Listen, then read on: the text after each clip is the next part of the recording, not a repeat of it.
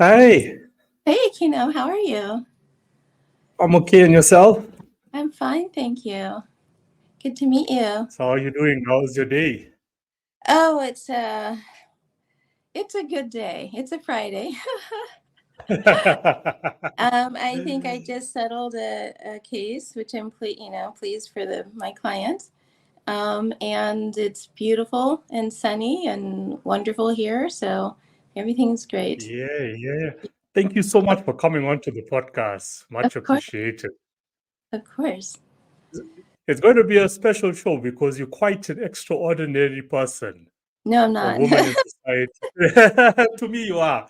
To me, you are. Whoever choosing to listen to the episode is going to feel the same as me. I mean, you carry so many special hats, like advocate for mental illness with regards to children, Yeah. actress, entrepreneur, singer-songwriter, Mhm. well-established, successful trademark attorney. Like, one of the questions I'm going to ask is like, how do you do it all? But I mean, that's, for later on. So, Scheduling yeah. and teamwork. Yeah. Yeah. So I guess we can start as like, where did it all start for you? How did you start off? Was it like, I know, like, because it's like, when it comes to like music itself, like Hmm. being a singer and a songwriter, like, it's in the DNA. It's Hmm. something like we actually born with and we grow up with.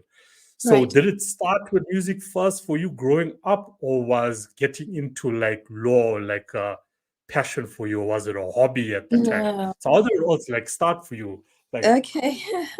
Well, it did start from a childhood. My mom was a very gifted pianist, and she taught piano. And I wanted to learn. She always taught me that it was a very precious instrument and not a toy to be played with. So she did that like reverse psychology thing on me. And when I finally started taking lessons from her, she would get up to go, flip the cornbread in my lessons or go talk on the phone when she wasn't doing that with her other students. And one of her friends noticed that and said, "You really need to just give her a fair chance and give her another teacher." So she took me to a teacher at my school who said I was really gifted in piano and that I should go to the best teacher in Denver. So it kind of started there with me for music, just getting that foundation in classical and structure. And yeah. But I always had such an intense passion for singing. I was always discouraged from doing so for whatever reason. I think my mom was afraid I would hurt my voice because it was pretty soft. But it eventually yeah. started. I got the opportunity to get some training, to do it right. So I get to sing and I get to write songs now, and that is absolutely my passion. I did not want it to become a job because I didn't want the strictures around it. I really wanted it to remain something that I was just passionate about. And law just became an opportunity to do something professional that was going to not land me in the poorhouse like I was told would happen to me as an artist. Um, Yeah. and and I also really wanted to learn how to protect my art, so that's why intellectual property. So like intellectual property and trademark is like something you're truly passionate about. So trademark is one of the aspects of intellectual property. Copyright is another one, and I wanted to learn those things really well for protecting myself. I mean, I've certainly gotten ripped off. I didn't start smart at all, um, but and it's been a real joy and pleasure. I do get a lot of pleasure out of protecting my clients. I get pretty fiercely emotional when they're being exploited unfairly, and people are just trying to walk away with their work or their hard earned progress in life, and so yeah, I do get passionate about justice. Yeah. So, with regards to like your clients or the niche or industry, like is it specific or is it diverse that you actually focus on, like your client base? Hmm. So where I got my intense training in this was from a firm called Lerner Greenberg Stamer. It's the oldest patent firm in the United States, and they have, of course, if your patents are about inventions, things, mechanical inventions or the formulations to solve certain problems. And when people are in that realm, they often want a brand to attach to market their things, and so trademark is always kind of an adjunct of that. So I became a trademark attorney in that firm. Mainly, who I was representing were defense contractors in Germany, and Okay. yeah, and nuclear power plants, and weapons manufacturers, and you know deal, and steel manufacturing. But it's all the same thing at the end of the day. It's the same laws apply no matter whether you're creating weapons of mass destruction or beautiful music to try to get people into a good space. So So you're quite global, you're international. So you work by yourself, like you got your own firm. I do have my own firm. I also am affiliated with a couple of other firms, one sort of formally, and when they have things that are, a little bit advanced in that realm, they'll turn to me, and I do that work for them. And then I still have a very close relationship with the primary firm. I really love those guys. They're great. They really, they gave me a wonderful career.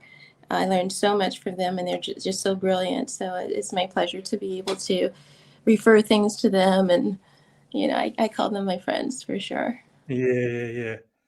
Like one of the most complex issues that artists, especially independent artists, within the industry, and like I deal with tons of them, is like when it comes to entertainment law.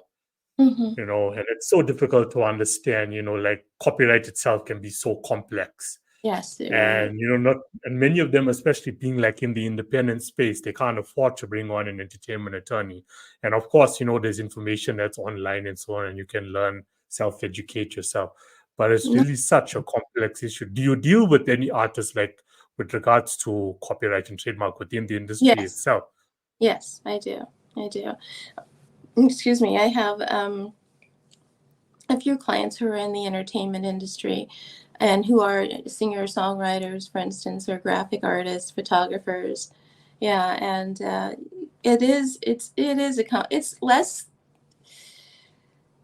it's far more nuanced than people might think it is. It's not just a matter of filing an application. You can have various types of application for the same thing, and it can fall apart.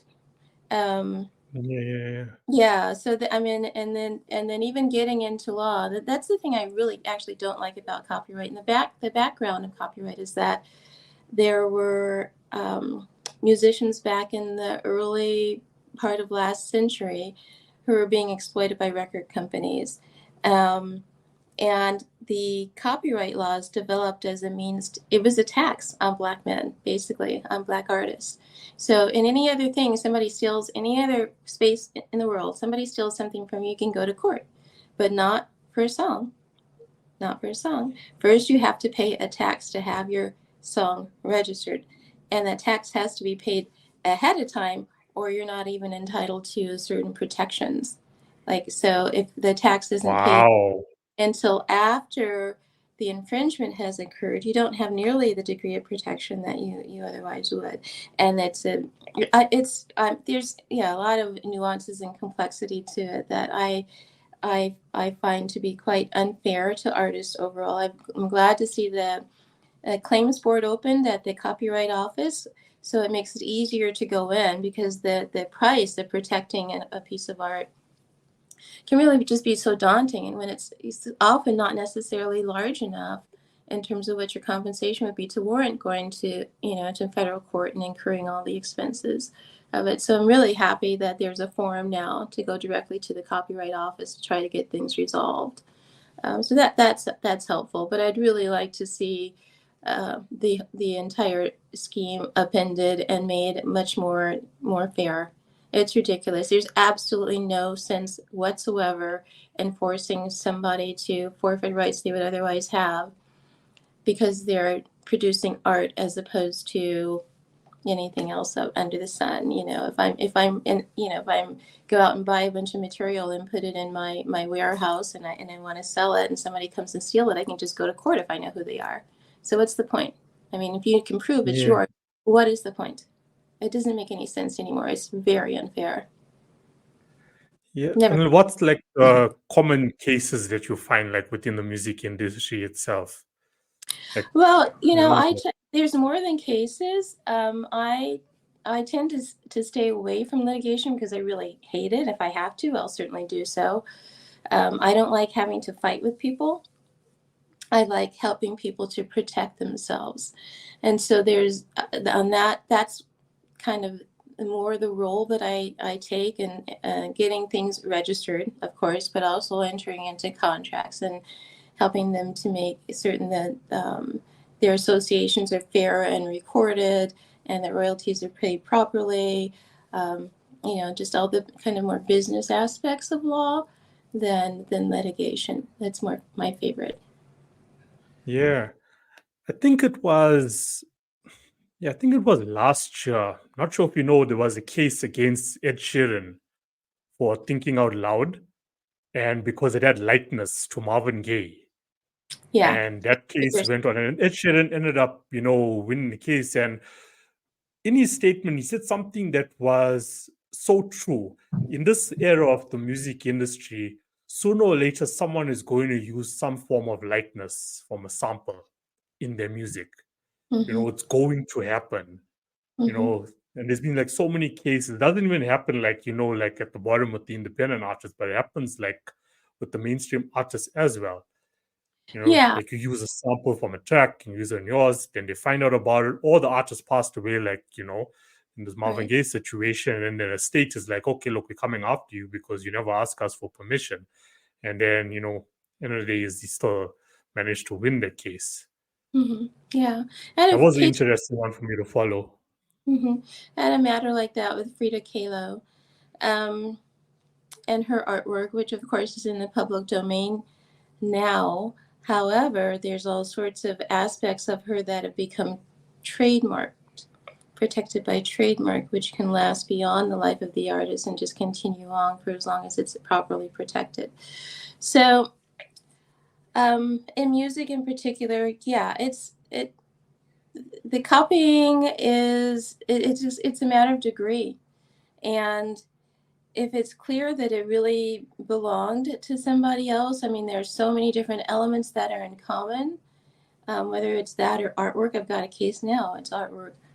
And, they didn't take the entire picture, but they took an aspect of this picture, an aspect of that picture, an aspect of another picture, all within an entire collection and created something. So it's definitely an infringement. But it's discretionary. I mean, it's in the eye of whomever you're in front of, a judge or a jury, and you just don't know. I mean, people can say that it's different, and sometimes it is really different. Sometimes it is uniquely inspired. There are only so many. There are actually tremendous numbers of variations. I wouldn't even venture a guess as to how many different ways that you can combine aspects of music. There's certain things that, of course, are pretty standard, and people may say, "Oh, that's mine," and it was taken, and yeah, but like 100 years ago, Bach was doing that, So yeah, really. So I think it is really a matter of degree and how much is captured, and if there's similarities not only in terms of the tune, but timbre of words or its topic, combinations of different instruments. I mean, there's no one yes it is or no it isn't. It really is piece by piece. You have to make that determination. Yeah, I think we could speak like for hours on this topic. Yeah. Like, yeah, because I've just been like over the years, I've been so intrigued about entertainment law. I guess because I also, I think your video cut off a bit. I can hear Yeah, you. there you're back again. Okay. I can hear you fine. Okay, you got me. Yeah. Mhm. So yeah, I'm not sure what happened there. So I guess because I also, for myself personally as an artist, I've also ended up like in hot water, but I was in the right. Mhm. But it can really become so complex at times. But I mean, the experience is beneficial in the long run because at least I know, okay, how to handle certain aspects when it comes to, such cases. Yeah. Like I think a lot of really. artists, they battle with this area. But Mm-hmm. it's good to know. So, I mean, okay, one more question. I know you're not here to discuss your law career. So, from your point of view, how do you feel about now in this digital era moving into the future of blockchain technology? Because Mm-hmm. now if you create something, you can Mm-hmm. register that on the blockchain on a Mm-hmm. smart contract. Right. So, Mm-hmm. what's your take on that? Oh, I Like, love how do the you feel about it? I love that. I love being able to embed things in your songs, to identify. So if it really is just somebody came up with an independent idea that was different from yours, then there'll be no trace of it. But, so I like the idea of it being able to be traceable. I think that's smart. I love That's it. I smart. actually really love it. Yeah. Yeah, same here, same here, Yeah. same here, Yeah. same here. It's gonna make life easier, as we go Yeah. along, knowing we got that control to actually What I'm really put not it crazy onto the block. about is the whole artificial intelligence thing. Um, Yeah, there's a lot of noise now about that. Yeah, I heard a song on the radio maybe about a year and a half ago, and I thought, my Lord, that's got to be AI because it was all the elements that you would kind of think of to make a great song. They were all there, but it bored me to no end. It didn't have life in it. Didn't have life No in it. storyline at all. Yeah, that's Yeah. true. So I think that Yeah, we're yeah. probably safe, but I really don't like the idea of AI being able to especially in the contracts now um, with the unions, that AI can, an artist can contract to do some work, and if they're not specifically excluding the right to copy their voice and use it in other aspects, then they can actually lose ownership of their voice. It can be sampled and other words can be put to it because there is certainly the technology to do that, and the unique timbre and tone of their voice can be used for other things without them being compensated. I thought that was horrific. I think it's the worst thing that's happened in the legal field and for artists in a while. Yeah, there's a company that's come up now, and they just signed a partnership deal with Universal. So what this company is going to do is it's going to monitor AI generated music. So the composers and the original songwriters of that AI content, this company is going to ensure that they do get compensated per use. So Okay. each time that AI track is actually used, they're going to get compensated. I'm just making an assumption it's like similar to your performance rights organizations. They Mm-hmm. monitor when your track is used in public and so on and ensure you get the royalties for that. Mm-hmm. So I feel like this company is going to monitor that and ensure that those original composers, do get paid. That's great. So yeah, That's only the important. future is going to tell what's to come. I don't think AI is something that's just going to disappear. It's just No. going to grow, if anything. There's massive investments going now into the industry, and I guess it's so open because like it's sad and also opens up opportunities. The sad part is it's like becoming no longer about the music anymore. It's Mm-hmm. becoming about bottom line right from it. That's what it's Well, about now. yeah, I think that the thing that touches music is passion. Touches people in music is Yeah. passion. And so it's that the conveying of whether it's really just through the delicate way you're playing a string on the violin or the words in the song, it's the human sharing that makes these things so special. And I don't think you can actually artificially duplicate that. Yeah, yeah. Yeah. But I do think that Yeah. there's a place for AI. I've started a business for children for the as we spoke of briefly for their mental health, and we plan on using uh, artificial intelligence and is to allow children to interact in an intelligent way if their caregivers so choose with characters in our stories, so that we can identify if their interactions are signaling some sort of distress. Yeah, So yeah, yeah. So that's a way I think that can be, and then their parents would be advised, or their teacher would be advised. Not something to keep track of kids, certainly nothing like that. And certainly nothing to impose upon or try to, figure out the where or the why about it, not trying to interfere with any sort of familiar sensibilities and privacy rights or anything like that. But if a child is really acting in a way that's, very odd, so we can see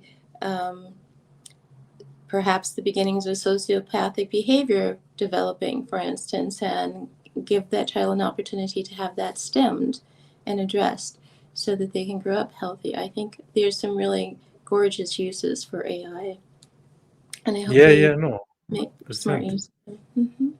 Yeah. Yeah. And with your music personally, so have you like released any of your own music, or do Ah. you just do it like as like a hobby for now?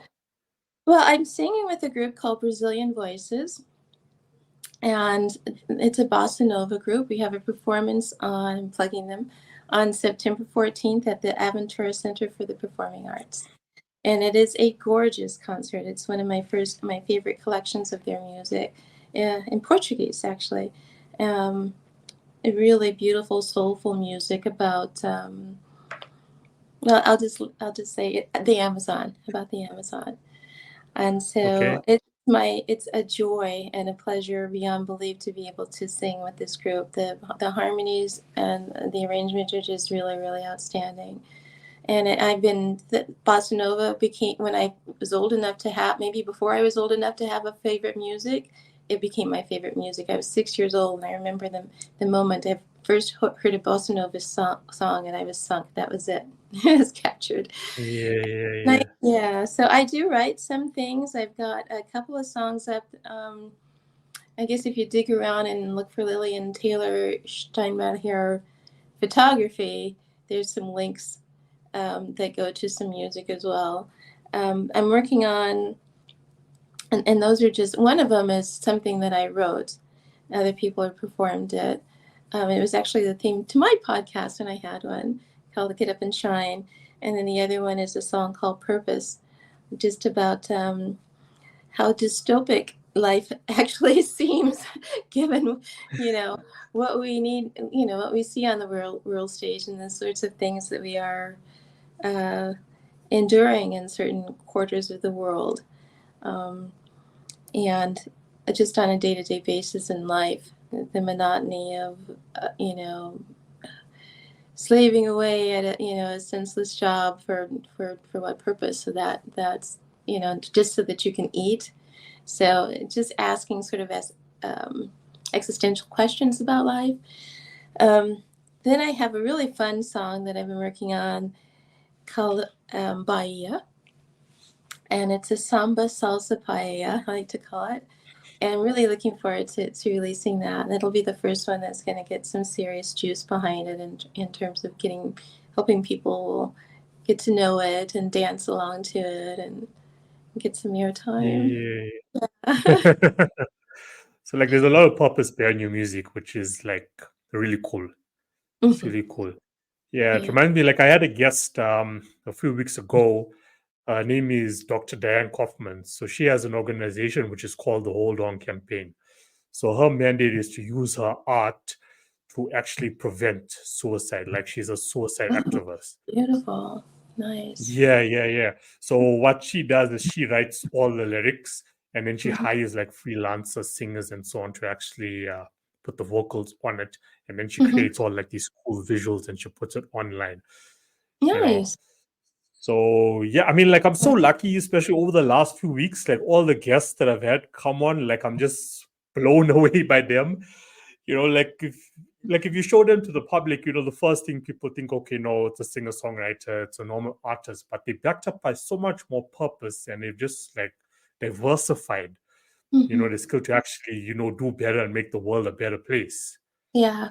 It feels good, Which doesn't is it? so When you're doing things good for people, right? Yeah, it's I mean, when people listen, they also get inspired. When I'm here sitting here and listening to you now, for example, like I also get inspired because just being like an artist who's just writing and releasing music is just not enough. It needs to be backed up by something bigger. And I think I've been saying that like a lot over the last few weeks, because everyone that comes on is saying the exact same thing.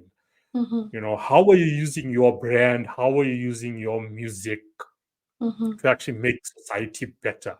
Because going back to what you said about like the music, there has to be passion behind it. There has to be like feeling behind it, Right. because your music needs to change someone's life and view of the world at the moment. Like even if it's one person out of the billions, at least you've changed one person's life. And I'm agreeing with you. AI music will never accomplish that. So big Yeah. ups to you, with your music. And I mean, it just compliments you all the way. Oh, thank you. Well, I think that music. So, I mean, for me, there have been times, everyone goes through ups and downs in their lives, and for me, music has been one of those things when I'm been a little blue or something that I can turn to just to uplift me. So it has value, even if it's not, it might be a silly song, but it's just fun to say that tongue twister, those words, or it can be a very sorrowful song that isn't necessarily like I have this collection of music that I'm going to release one day about love, and it's very sad about all the different ways that love went wrong in my life. And it's not that maybe it will help somebody because they can relate to it. They're going through that, so they can, they have company, and they'll, and hopefully it'll be also that message that you'll get through it. There's another, there's the other side to that journey, or the end of that journey, and bright skies and fun to be had. It doesn't end, So I think that even if it's not a protest music or deeply reflective, it can still serve a really about global issues. It can serve a good purpose. I think that, I mean, even instrumentals can just make you feel. I mean, that's one of the things about this bossa nova. I've just started, translating a lot of the songs more recently, just because it makes it easier for me to remember. But I didn't need to translate it to absolutely be in love with it and have such an amazingly good feeling from just the warmth of the vocals, the intricacies of the rhythms. Africa likes to get into things and mix it up, and as it did with bossa, and it's just just allowing you to feel more in life, I think, is important. Looking at a piece of art on the wall, and it might not get the artist's message, but it might speak to you because of where you are in that moment. I think art is so valuable in terms of just enriching our experiences. Like helps you find yourself, who you truly are. Exactly. And we never know who we truly are. I mean, there's no like, okay, you're gonna know who you are when you're in your teens or 20s or 30s. You just never know. Right. You're gonna transcend into so many different people along this journey. So some form of art, is really gonna assist you with that. Yeah, I agree. Totally. Yeah, that's cool. Yeah, so I'm gonna look forward to, like, I actually went on, like, the moment like I get like a guest recommendation. So the first thing I do is I go on Spotify and then I search. So I was like looking for, like, to check whether you got music on it. And then I came across there is a profile on Spotify that's Lillian Taylor as well. And I'm like, then I go in and like, no wait, this is not her. Doesn't look like her.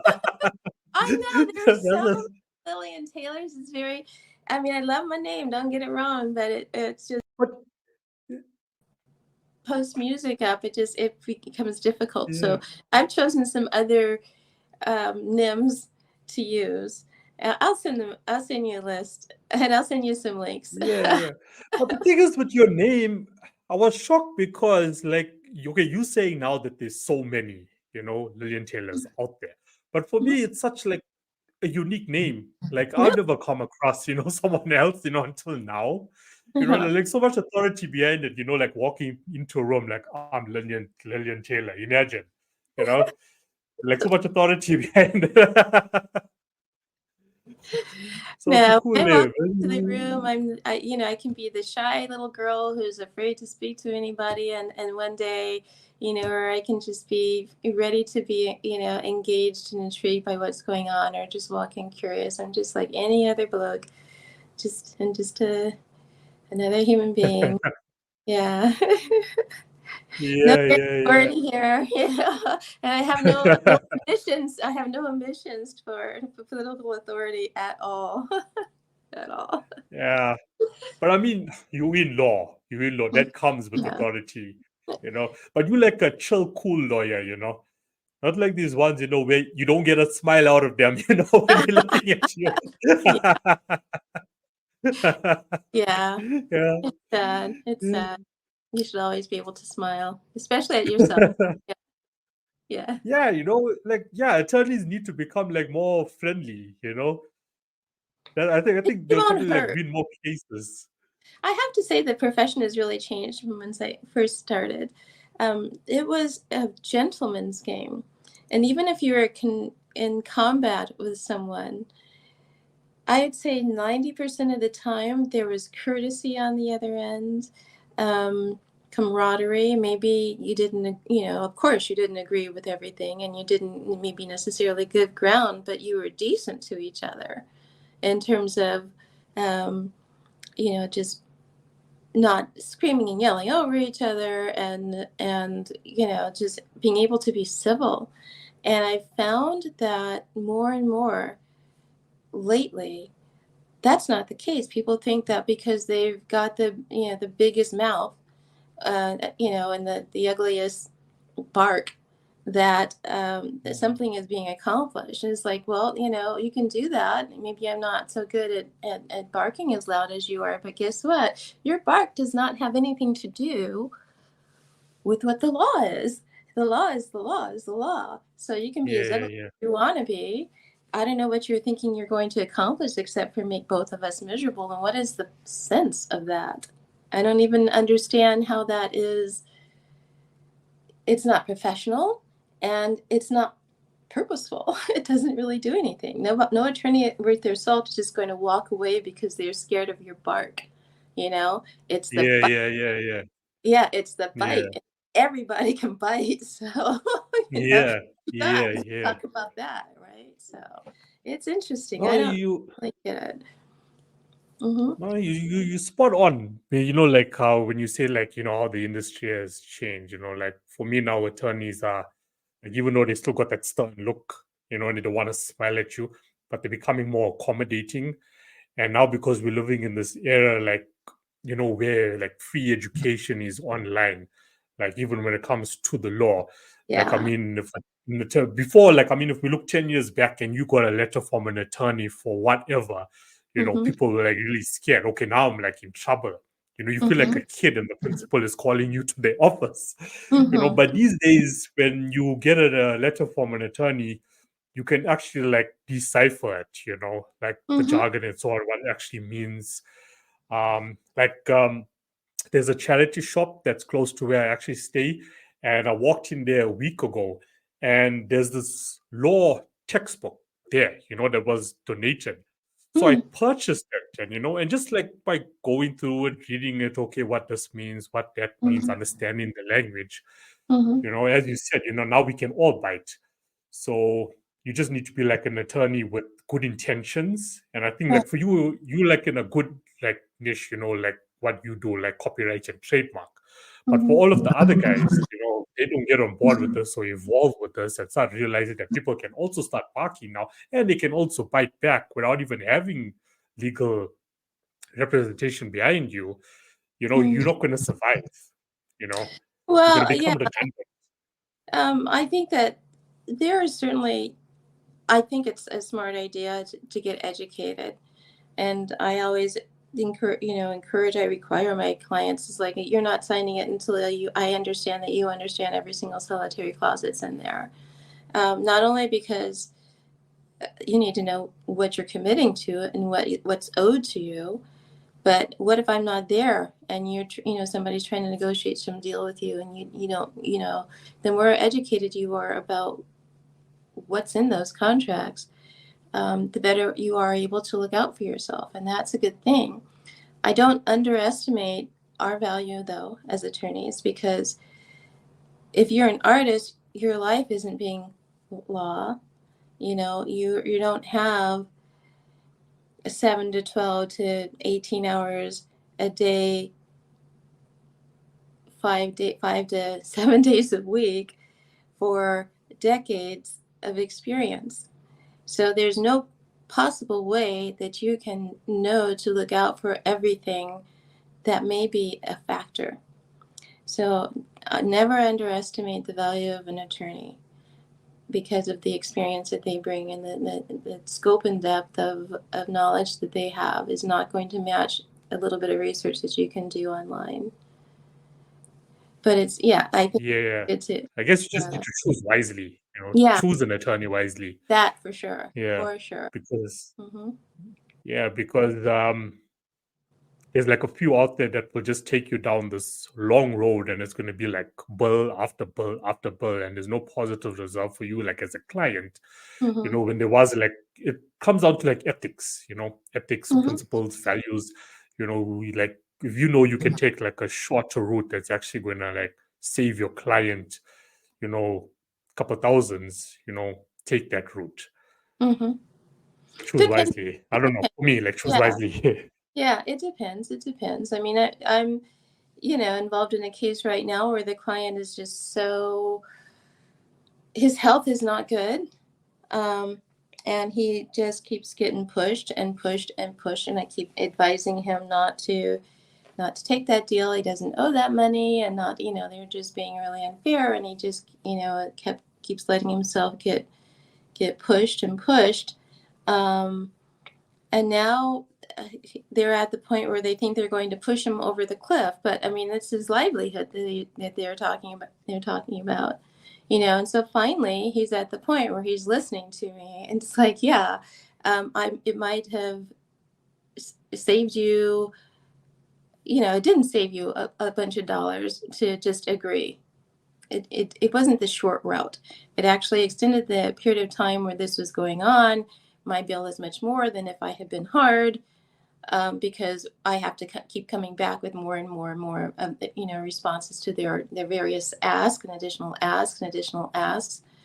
And, and at the end of the day, they have a really weak case. They actually have no case to speak of. So now it's cost the client a lot of money that could have been much better spent on, his business, rather than this fiasco that now he's paid all this money to me, and we're back right where we started at the beginning with this settlement, which was already unfair to him, blowing up because he's not going to let himself get pushed out of business. It's just ridiculous.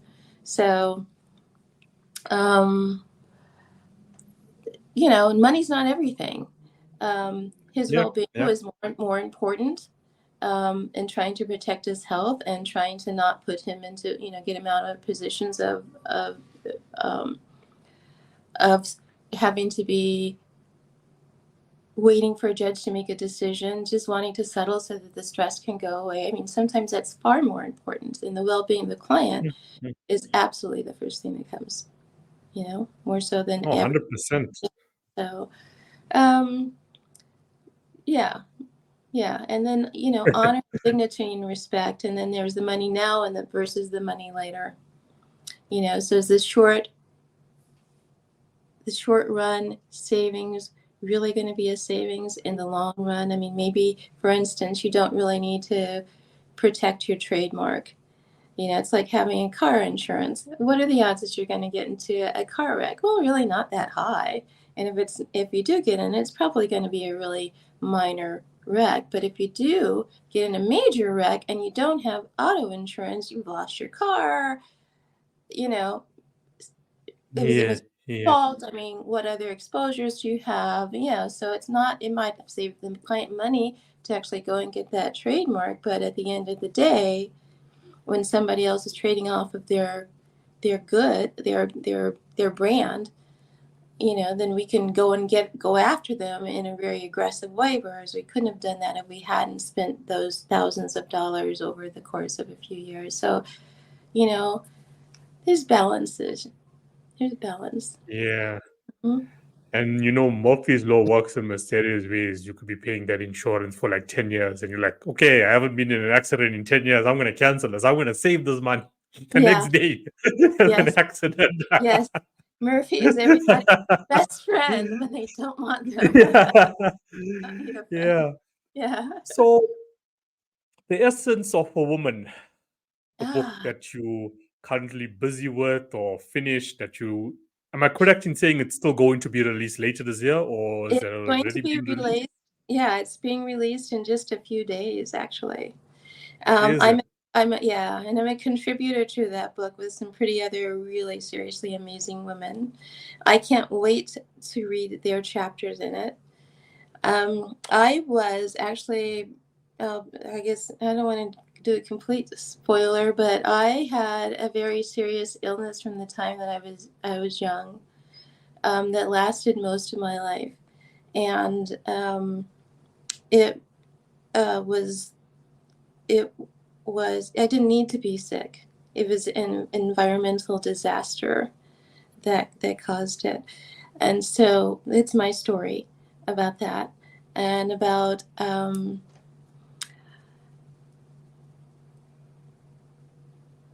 my essence of a woman and what that meant to me in that journey and um, how I used it or how important it was to hang on to through that journey so that I was not defeated by it. Right, Yeah. right, right. So it's your life story, and you decided now to just share it with the world. It's a very But small part. It's a long part of my life story, but it's a very small part of my life story. Yeah. so when you say that, so each person that you're involved with has done a chapter.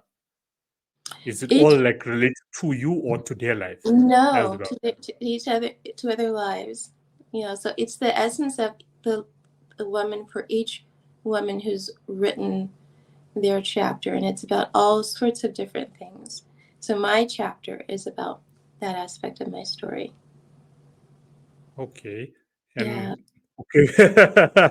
I see you keeping a lot of the You're gonna have important to read information into. Yeah, it. you have to read it. Yeah, yeah, true. You have to read it. So is the book now just like solely dedicated for women out there in the world? So like yesterday, if I have to read it, will it also be like impactful for me as a male? Absolutely. Absolutely. I mean, everyone has, these are stories of deep inspiration. And I'm saying this just based upon what I understood the criteria to be. So it's drawing from things that you've gone through that can be inspiring for others to look at. So reading my story, it could be, and I start out at the very beginning of it saying, this isn't just my story; it's your story. If you are a farm worker who has died because of pesticide exposures or is seriously ill because of pesticides. It's your story. If you were, using tobacco all of your life and you now have throat cancer, it's your story. If you happen to live next door to, a landfill or on top of a landfill and you didn't realize it, and there's a cancer cluster around you, that's impacted maybe your daughter or your son. So no matter who you are, you or someone has gone through these sorts of ridiculously unfair challenges with health that have been imposed upon us by industrial life. And I wouldn't say industrial life, I would say the misuse and the unintelligent use of industry. And sometimes that is because of lack of knowledge. And I think when we started way back in the 1920s, I think it was, or 1930s, 40s, with the diesel engine, the sort of damage that diesel would be doing to the environment. It wasn't our intention to do that. It was our intention to make lives better, so it's unintelligent, but that doesn't mean it's dastardly necessarily. And sometimes it is dastardly. Sometimes it is genocidal. So yeah.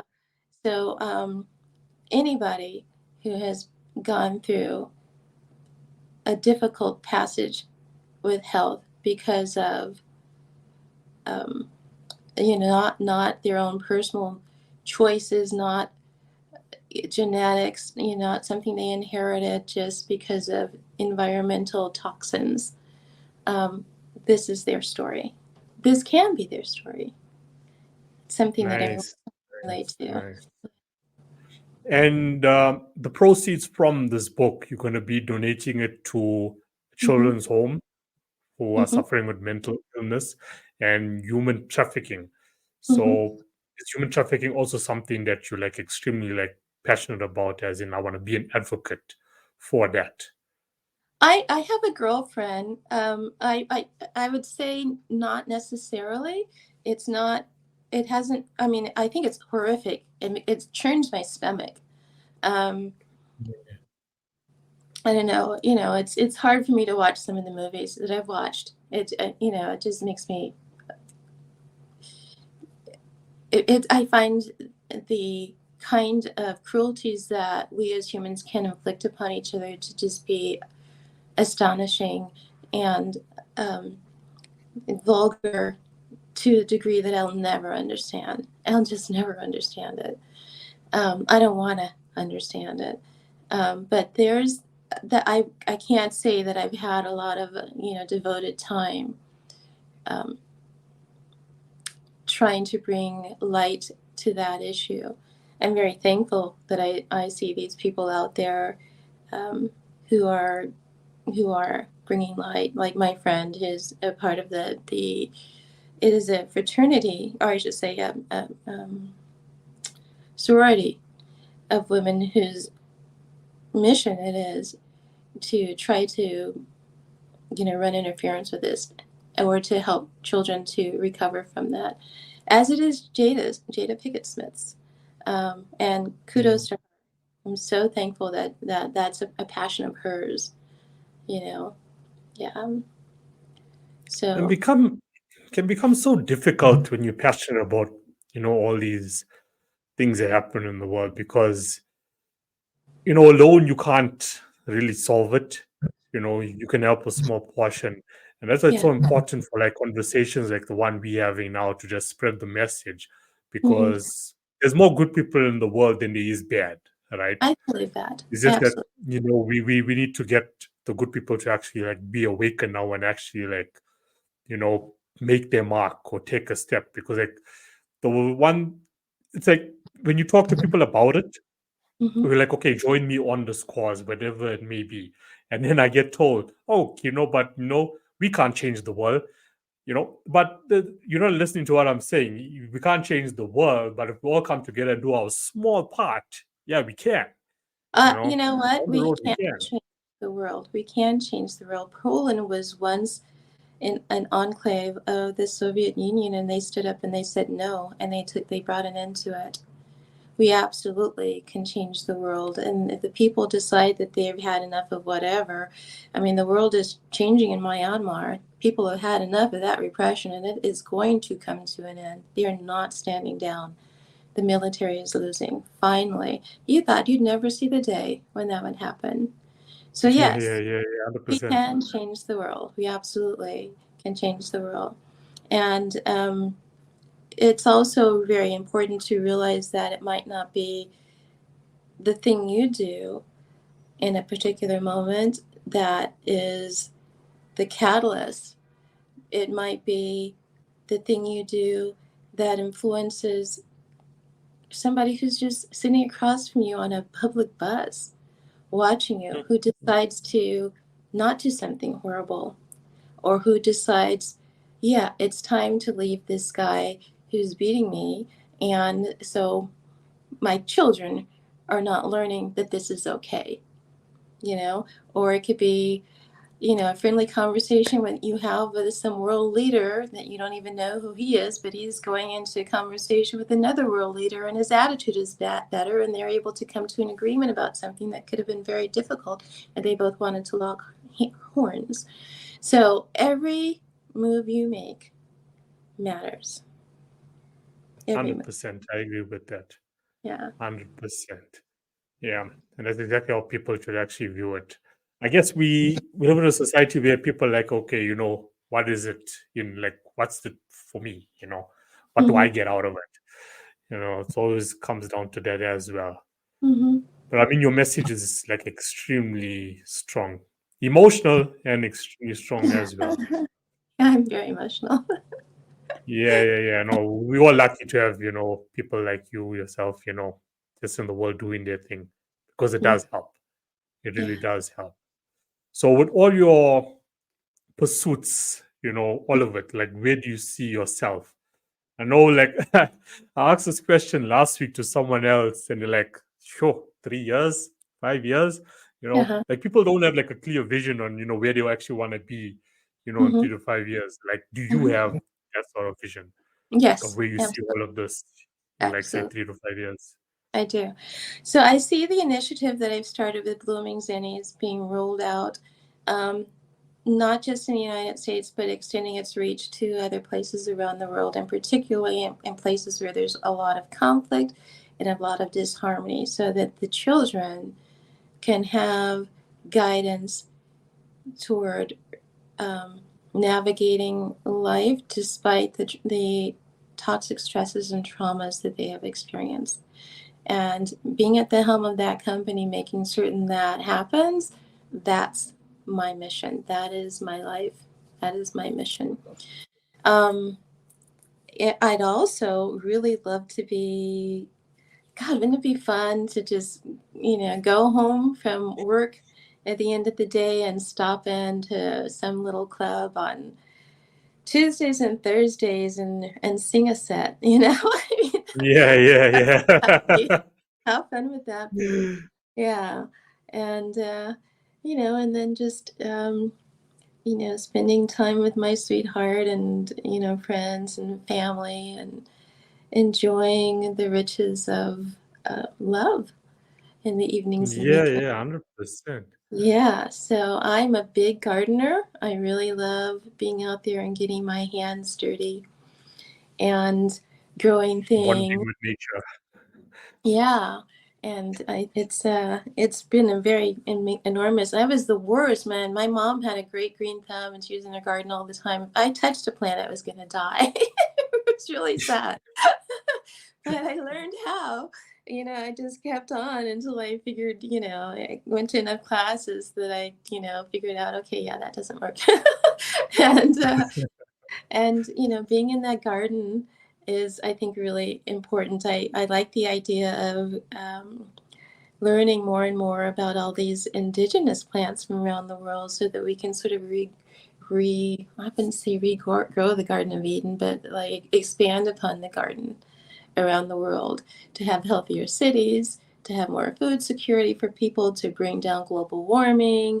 I mean, if we're all out there gardening all over on rooftops and everywhere we can, we're first of all going to have much stronger immune systems. That's just the nature of being in the garden and being in the dirt and being there and breathing in trees, with the Yeah, herbs. yeah. We're going to have better food, less stress, more peace, and a healthier environment. The planet might actually survive us, or we might actually survive what we're doing to the planet if everybody's doing more gardening. So get your shovel, get your get your seeds, yeah, get out there and get dirty, and have some Yeah. fun. Everybody do that. I think you need to run for public office. Oh no. Yeah. Yes. That should be like, that's it, the final goal. No. No. And then you Yeah. can look back one day and say, I did it all. Yeah. I did it all. Yeah. I'd make a mess of that because I tell you, I'd be like, where is Putin right now? Blow that mofo up. You know?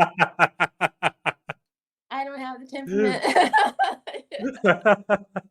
I have no patience. uh, politics has become so amusing, so amusing globally. Yeah. Like I always tell people, look, if you want to get something done and you really want to make something of your life and make it worth it at the end of this road, stay out of politics. Don't get involved in Wow. politics. Yeah. That's an interesting That's how you're state. going to succeed. Yeah. Well, I think okay. So this opens up. I want to just talk about this a little bit because Yeah, it's also very important to me. Government for the people by the people, right? So yeah, by the people means that you're supposed to be involved.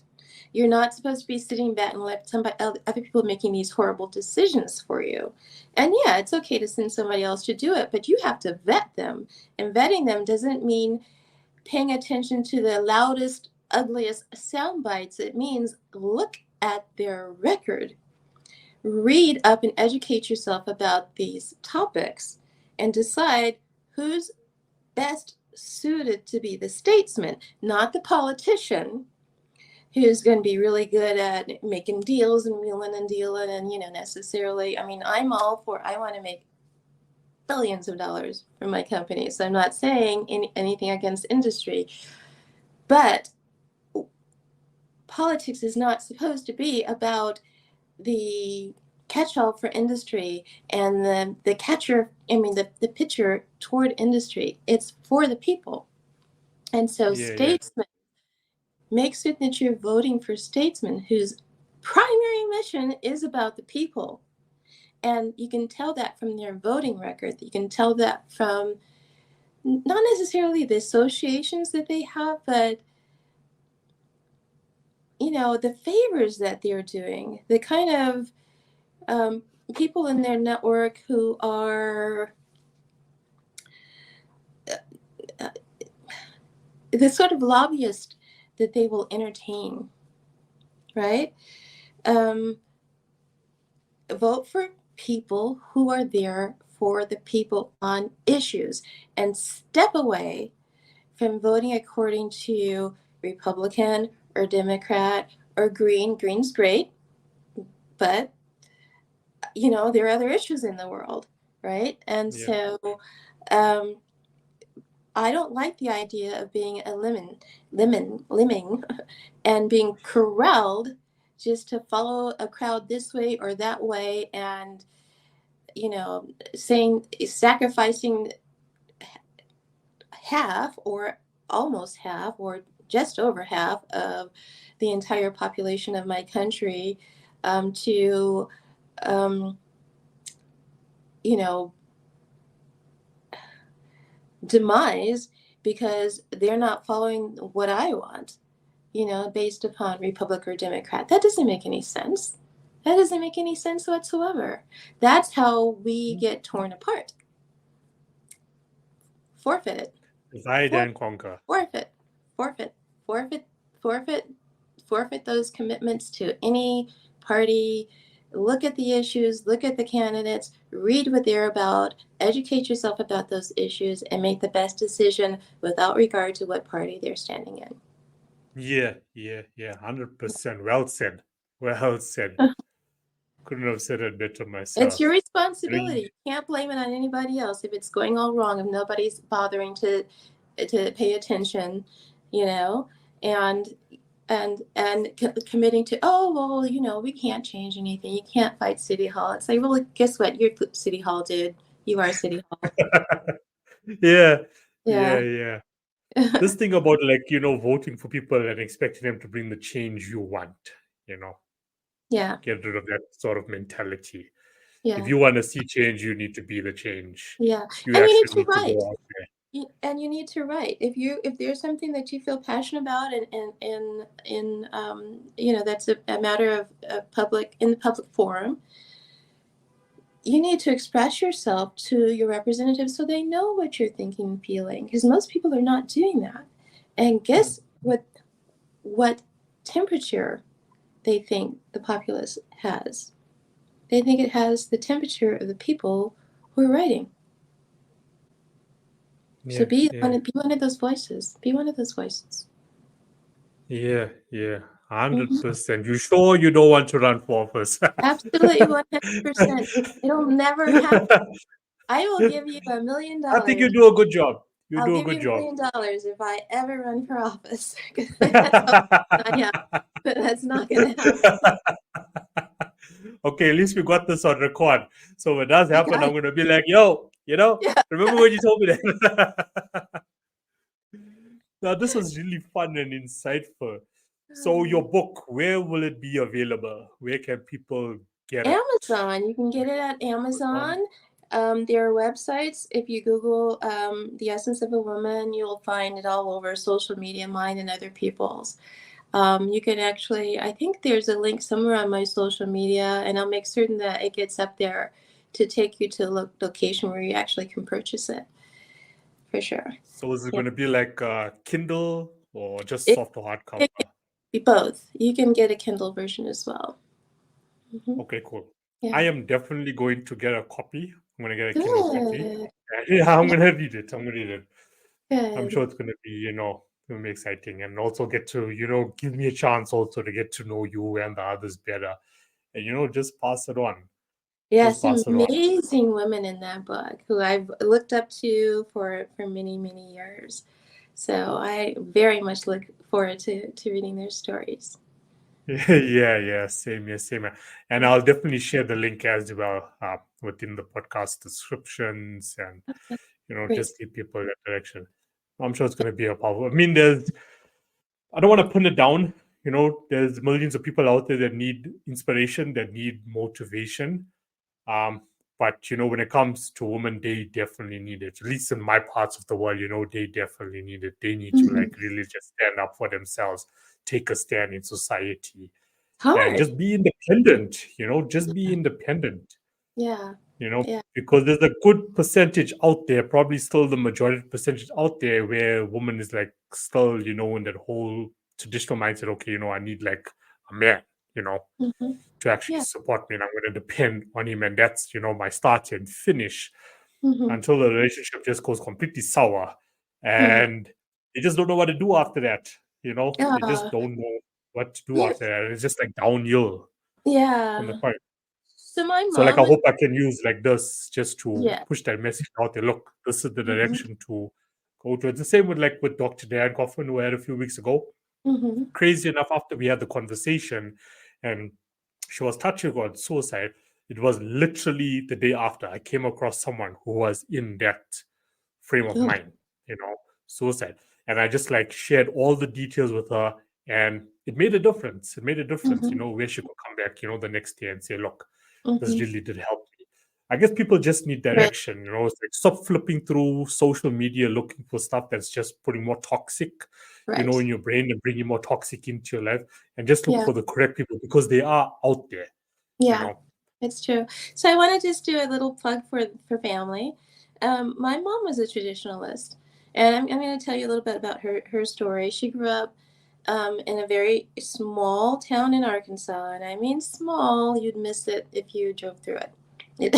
Almost. That little larger town, it's barely on the Yeah. map. And she married her childhood sweetheart when she was very young, and the message that I got when I was growing up is yes, you absolutely have to be married because it is disgraceful for a woman to be alone in the world. It's very traditional, very traditional. And it was married. They married till death did them part. Their whole lives. But my mother worked outside of the home. She cooked and she cleaned, and she was a great cook, and she did all the laundry, and she had the sorority, and she had I get the gardening from her Posey Planters gardening, but she was a teacher as well. She taught Sunday school, but she also taught third grade foundational stuff, and was a huge advocate for education for kids who were in very difficult and impoverished circumstances. She got put in some of the worst schools because she was very vocal about things that should change in American history, saying that Black history is not Black history. Black history is American history, and why is it separated, and why is it optional? Yeah. Yeah, and when she was before my time, I have much older brothers and sisters. I'm the last of the litter, and, or The the baby latest, of the family. yeah, the baby of the family. And my dad was in the Korean War at a time when my mom was on a base with her other three kids, and the kids, my two sisters, came home. They were on a bus. They took a bus out of the base to high school, and were sent home because they were Black. And my mother is a force of nature, and that was a very bad idea. And that was the end of segregation in the San Antonio public school system from this traditional mother and wife. So, Yeah. you can still be a force of strength, even taking those, I'm not bashing anybody's values and ways of life, and, saying that I love family. I think it's really precious and valuable. And, I think it's perfectly okay to make that choice, but that does not mean that that's all that you are, and that you don't have a Yeah. voice, Yeah. and that you're powerless. Yeah. No, that's a strong message. That's a strong message. Like as I said, like my part of the world, there's just so many out there that feel like, we're just powerless. There's nothing we can do. We don't have Mm-hmm. a voice. We can't pursue a certain career. We can't pursue our dream because we're in the marriage. So I Right. guess that, it comes down to, communication and knowing who you're actually going to be spending the rest of your life, with. That's right. Finding someone that actually gets it and gets you and is willing to support you, because we And all have it. It's not like we came into this world, whether you're male or female, with no purpose, We're all right. passionate about something. Yeah. And having that teamwork is everything. I mean, that support from inside of your family just, makes you so much stronger, and the nurturing is just, it's so beautiful. So yeah, it's important to Yeah, choose wisely. Yeah. yeah. Choose wisely. A friend of mine, yesterday, we were actually laughing about it because not sure how the topic actually came up, but it came up about divorce. And then I was like, yeah, there's like no more divorces that happen in these days and actually marriages itself. Because people are just not choosing right. They're just like jumping into these relationships and they want this fairy tale wedding, which look, they do it, cool, no problem. But because they don't know each other and they're not in sync, like a year down the line, even less, it's Hmm. divorce. Yeah. It's becoming Yeah. like a trend, Yeah. Yeah. happening in society. Yeah. Take your time. Definitely take your time. Don't be in a hurry. Hashtag I'm divorced. Yeah. Right. Yeah. That's what's up. Okay, we can laugh about it, but it's like just like the reality. Yeah. Yeah. Yeah. But anyway, so is there anything else that you would love to share with people so people can find you, like your social media accounts and so on? I never really look into that. Oh But I yeah. will level it up. Yeah, you can find me on Facebook, you can find me on Instagram, and you can find me on LinkedIn. Anywhere Okay, you look, no, there that's I am. Yeah, good. and I'll definitely send you some links. And the LinkedIn, I tend to be, have that be more just professional stuff, but the more artistic and fun stuff you'll find on Instagram, and the more personal, what I'm thinking, feeling about things, you might find more of that on Facebook. Yeah, but look for Yeah. the blooming zinnies, the blooming zinnies. Look for that. Yeah. Yeah. Okay. I guess, whatever, if you want, you can send me any preferred links that you want to put in the Okay, descriptions, great. anything that you would love to have there, more than welcome, just for people. I don't want to go out there and put something that's, okay, yeah, it's linked to you, but, it's not something that, where people are going to get proper value out of you. Uh-huh. Yeah. So, yeah. No, I won't send you very many. They're just, I'll probably also send you the photography link and maybe to a couple of the songs. Yeah, Yeah. Definitely the music. Please, definitely the music. absolutely. So I can stop searching in the wrong places. I gotta figure out what my stage name is gonna be. I'm all over the place with it, so I'll figure that out soon I enough. think if you keep it as it is, it's like a Lillian Stella. Taylor. It's like a Stella. It's Aw. like, like when I get artists who come to me like, okay, what should I do? Should I keep like with my birth name, or should I actually like, create a stage name for myself? Like for me personally, like I prefer your birth name, like just having Kino there. And I Mhm, guess for you as like a trademark and copyright attorney, going with like so like this is a good question to ask before you go. Like, mhm, so if I go, okay, mhm, Kino Isaac, okay, I've registered Kino Isaac and so on, but then mhm, there's another Kino Isaac out there, and mhm, be like, for some reason, it's like a mhm. Bradley and a Bradley, a Uh-huh. Bradley or Sarah and a Sarah. I say both are artists. Can there ever be like conflict that can occur because of that? Names? No, no. I mean, there certainly Names, no. can't. I mean, you can't. You can't capture someone's, the right to use a name unless it's like completely and totally exclusively unique. There are too Yeah. many. I could never trademark Lillian Taylor. I might. I think somebody has the mark Tailor Made, spelled like the last name for a clothing brand. Um, but yeah, I mean Lillian Taylor. I mean anybody and everybody can use it now. I do have another last name. Taylor's actually my middle name, and my last name is Steinbacher, and that you can find me easily. Nobody has that name. I think I did see that. So okay, so Yeah, where did that come from? from Like my either marriage, my your last marriage. Yeah, I okay, think okay, okay, last okay. marriage. Yeah, yeah. Yeah, is But that like German, European, Slovenian. So- Yeah, Okay, yeah, okay. You yeah. see, this is what I mean about extraordinary, This is what I'm talking about, Yeah, he's a Like, great guy. He's actually a very, very lovely man. We have. I would love to have stayed married to him, but I think that. I mean, I'm sure he's perfectly fine now, but at the time, he was still suffering from the PTSD from the Yugoslav war, and it made life very, very difficult. Um, and being in completely different cultures, the way of dealing with challenges like that are about as diverse as they come. Um, so now he's remarried. He has a lovely child, and we've been in touch over the years, and I wish him every bit of good and grace and happiness, because he's a very, very wonderful, wonderful human being. So it yeah, just yeah, didn't yeah. work for us. It didn't work for us. So Yeah, well, it's part of life. It's part of the journey. As yeah, long as you can still keep a good relationship afterwards, that's what counts. It doesn't have yeah. to be like animosity or hate, I between don't hate people. him at all. You know, I never it's hated just him. it didn't Yeah. work. It didn't work. I just couldn't do that. I just couldn't do it. Yeah, It's because the world just needs love, as you said.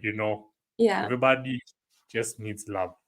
yeah. But thank you, Lillian, for taking time to come on the You're pod. welcome. Much It was appreciated. my This is delight. fun.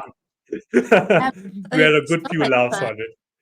A lot of Yeah, fun. yeah, yeah. Really enjoyed the Okay, so as conversation. soon as the episode is up, which will be on Sunday, I'll send through all the links to you and Adrian. And yeah, Great. all the best for us to come. I'm looking forward to reading your book. Thank you. How long is the book, by the way?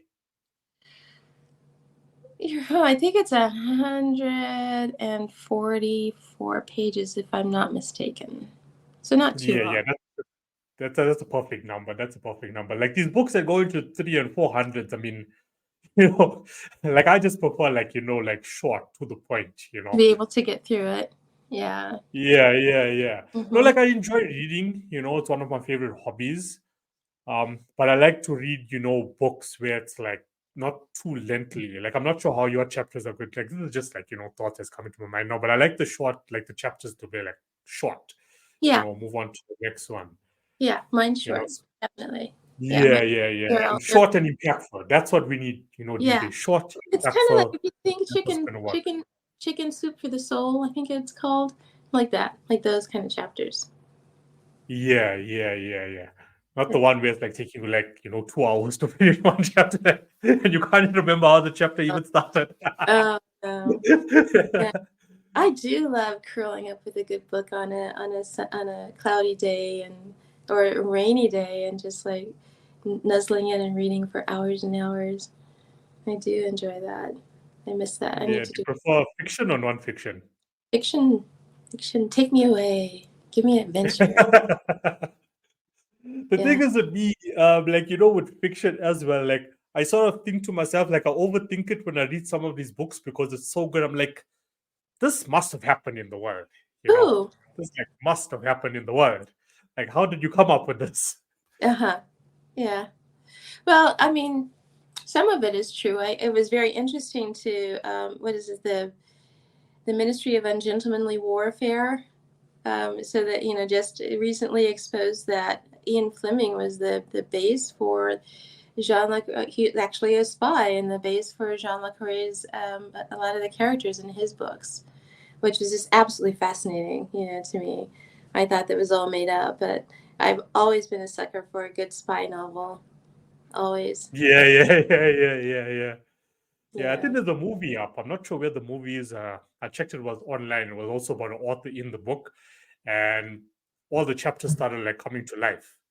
She started finding herself like in the same situation, like in Oh, real life. interesting. Also, like around but it's called starts with an A, Agregal or Agregale, something that you can search for. But it's a 2024 movie, and it's quite Okay. good. Okay. Yeah, I'm yeah, checking it out. That sounds it's fun. quite good. And it was like Yeah. a whole conspiracy around it because it was actually like a private organization that was involved. That's because she was so confused. Like, how is this all happening exactly? Like, the As book. I read it. Yeah. Yeah, yeah, yeah. So that's like, quite cool. So that's what I'm Yeah. saying. Like some of these stories that you read these days, like I find it hard to believe like it's something that someone just thought about. Like it must have happened, Yeah. somewhere in the world. Collective Yeah, consciousness yeah, probably did. yeah. Probably did. Yeah. And I like that what you're talking about reminds me of that movie, The Eyes of Laura Mars. Have you seen that? It's quite old. No, no, Faye no, no. Dunaway movie. And yeah, so her photographs were coming to life in actual crime scenes. Her staged photograph. Wow. Yeah, that was Yeah, something. yeah, yeah. That's Yeah. something. That's Yeah. something. Yeah. Well, cool. Please enjoy the rest of your day You and too. the weekend ahead. Yeah, Okay. and then maybe And thank you. somewhere somehow down the line we'll have a chat again. But yeah, I will Anytime. definitely send you an email once I've read your book to give you feedback on it. But I Great. got no doubt it's gonna be like exceptionally great. Thank you. Thank you. This is Okay, wonderful. thank you. Really enjoyed. Yeah, yeah, it was fun.